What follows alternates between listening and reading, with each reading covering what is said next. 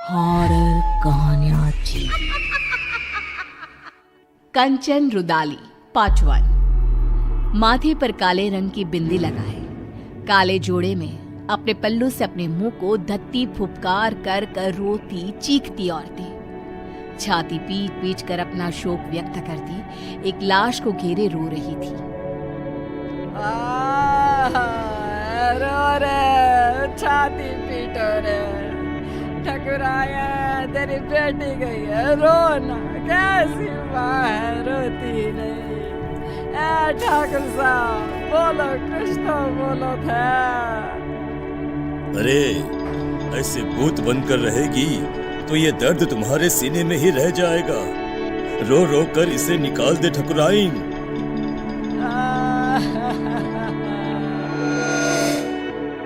राजस्थान में ये प्रथा सदियों से चली आ रही है। किसी भी राजा या जमींदार के घर किसी की मौत पर रुदाली को शोक मनाने बुलाया जाता था, जो 12 दिनों तक चला करता था। ये किस्सा शुरू होता है राजस्थान के एक गांव बिलासपुर के जमींदार प्रेमनाथ के घर से। ठाकुर साहब के घर किसी चीज की कोई कमी नहीं थी, नौकर चाकर सारी खुशियां, बस था नहीं तो एक बच्चा जो उन्हें पिता कहे।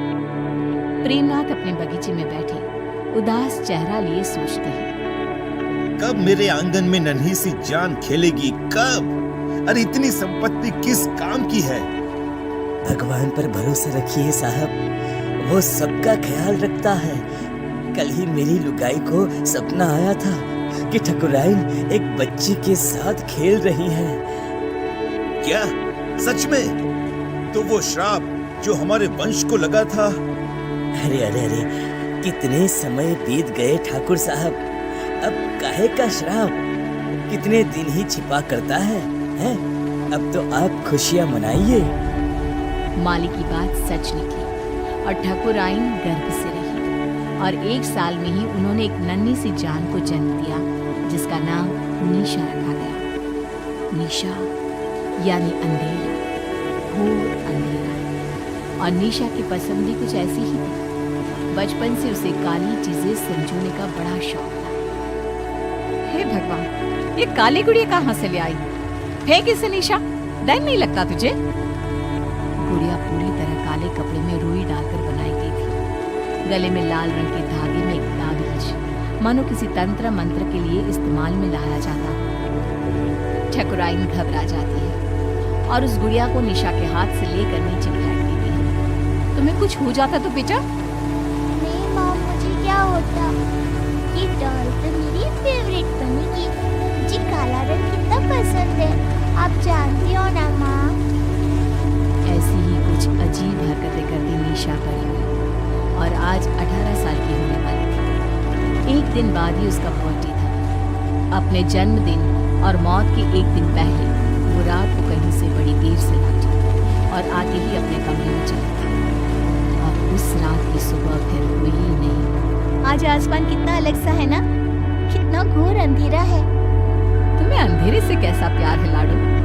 अमावस की रात आते ही बाहर जाने के लिए बेचैन हो जाती, पर हर बार की तरह इस बार भी तुम्हें बाहर जाने नहीं मिलेगा।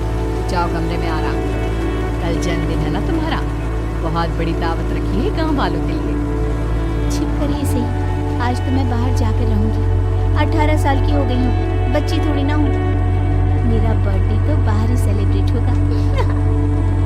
ठीक 12 बजे निशा छिपकर बाहर चली जाती है और सबके सोने के बाद वापस लौटकर सीधे अपने कमरे में जाकर लाश की तरफ बिस्तर पर गिरती है और एकदम खिड़की के बाहर ही देखने लगती है, मानो कोई बाहर आसमान से उसे देख रहा हो। रात के 3 बजे। ओ अंकल, जल्दी चलो ना। निशा के आगे लाइन में लगा हुआ आदमी अपने हाथ को शरीर से अलग कर निशा के हाथ में देता हुआ कहता है, अरे परेशान कर दिया है, अब आगे वाला बढ़ता नहीं तो कैसे बढ़ूं मैं? इस हाथ से उसे नीचे जलते आग में धक्का दे दे। ये सब क्या है? गुनु काका, आप तो पौधों को पानी देते हो ना, आप यहाँ, और हम सब कहाँ जा रहे हैं? और आपके हाथ कैसे कटे? यहाँ कोई किसी का मालिक नहीं और कोई किसी का नौकर नहीं छोटी मालकिन। मौत के बाद तो सब बराबर है, सब। काश काश अपनी बेटी से जीते ही मिल पाते हम। कोई नहीं, तुम मेरे पास आ गई। खैर, देखो हम मर चुके हैं। कल रात ही तुमने भी दुनिया को अलविदा कह दिया। अब तक तो तुम्हारे शरीर को जलाने की तैयारी भी शुरू हो गई होगी। रात को तो मैं घर पर अपने बिस्तर पर लेटी हुई थी। फिर क्या हुआ? काका, ये सब क्या है? मैं सपना देख रही हूँ ना, मुझे वापस जाना है। निशा चारों तरफ देखती है। चारों ओर भूत पिशाच तड़प रहे थे। हमें जाने दो। जल्दी हो गई। काका, काका, मुझे बहुत डर लग रहा है काका। कुछ आत्माएं स्वर्ग और नर्क के बीच में फंसी रह जाती है। ये वही दुनिया है, प्रेत लोग। अब पता नहीं कब तक यहाँ रहना होगा। काका, मुझे बचा लो प्लीज। माली अचानक पीछे पलटता है और निशा को नीचे जलती आग में धक्का देता है।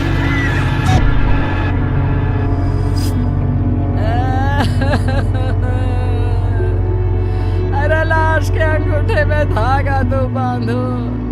सबके इंतजार में तुम लोगों ने शाम कर दी। अरे अब रात को लाश को जलाया भी नहीं जाता। पास बैठी एक औरत निशा की लाश के पास जाती है और अंगूठी में धागा बांधने के लिए एक रेशम का धागा तोड़ती ही है कि लाश हवा में उड़ जाती है। सभी लोग इधर उधर भागने लगते हैं। चारों तरफ अफरा तफरी मच जाती है। ऐसा तो तभी होता है जब लोग से कोई आत्मा वापस आ जाती है। छोटी मालकिन के साथ कोई साया था। इसका शरीर जला दो वरना ये सबको खा जाएगी। न जाने क्या लेकर लौटी है। कंचन रुदाली निशा की लाश को पकड़कर उसके सीने में एक पत्थर रखकर उसके कान में कुछ बोलती है। क्रिया कर्म की कोई रस्ट किए बिना ही सभी निशा की लाश को जला देते हैं। चली गई मेरी बिटिया। अब तो मेरी गुड़िया मेरे पास ही रहेगी। आखिर क्यों प्रेमनाथ के मालिक ने प्रेत लोक से निशा को बचाया? उस अमावस की रात क्या हुआ था? कंचन ने कैसे उसे अपने बस में किया? जानने के लिए देखिए कंचन रुदाली पार्ट 2।